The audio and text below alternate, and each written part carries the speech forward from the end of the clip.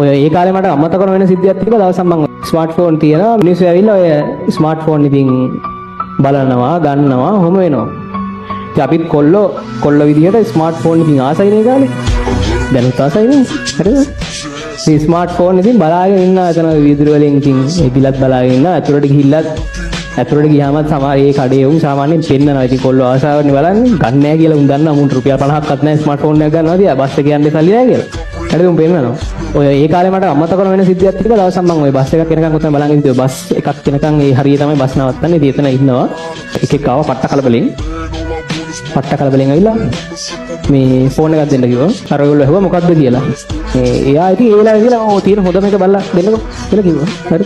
ඊට පස්සේ දුන්නා ෆෝන් එක. ස්මාර්ට්ෆෝන් එකක් දුන්නා. සාමාන්‍යයෙන් රුපියල් නිකන් ලක්ෂයක විතර ෆෝන් එකක්. ඉතින් ඒ කාලේ ෆෝන් වල ගණන් මේ දැන් වගේ ලක්ෂ 3ක් 4ක් උන්නේ නැහැ.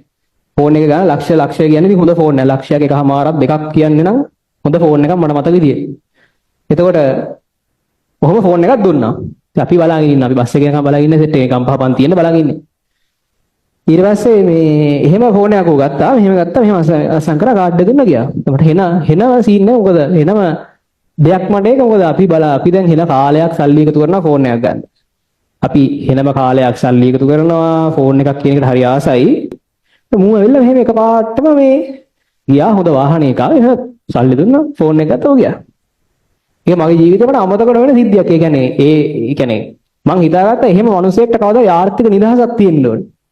ඒ කියන්නේ දැන් ෆෝන් එකක් ගන්නවා කියන එක හිත පඩි දෙකක් තුනක් එකතු කර අර නිකන් එහෙන නිකන් ගෙවීමේ ක්‍රමයට විශේෂ ලෝන් එකක් දාලා අවුරුදු 20ක ණය ක්‍රමයක් යටතේ වගේ එහෙම ගන්න වෙන්න ඕනේ නැහැ මිනිස්සෙක්ට. ෆෝන් එකක් කියන්නේ සාමාන්‍ය පාවිච්චි කරන දෙයක් නේ. ඒ වගේ දෙයක් බොහොම නිදහස යන්නේ එහෙම ඇවිල්ලා දැන් මේක හැමදාටම පාවිච්චි කරන එකකුත් නෙමෙයි. ජීවිතේ තීරණාත්මක තීරණයක් නෙමෙයි ෆෝන් එක කියන්නේ. අවුරුද්දක් දෙකක් තුනක් හතරක් ඕනනම් පාවිච්චි කරයි. උපරිම වුණා. ඒ වගේ තීරණයක් කිසිම හිතන්නේ නැතුව ගන්න පුළුවන් වෙන්න ඕනේ.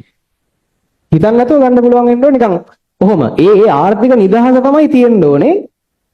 සල්ලි කියන එකේ තියෙන එකම දේ. ඔය සල්ලි ගොඩාක් හොයනවා කියන එකේ තියෙන එකම දේ ආර්ථික නිදහස.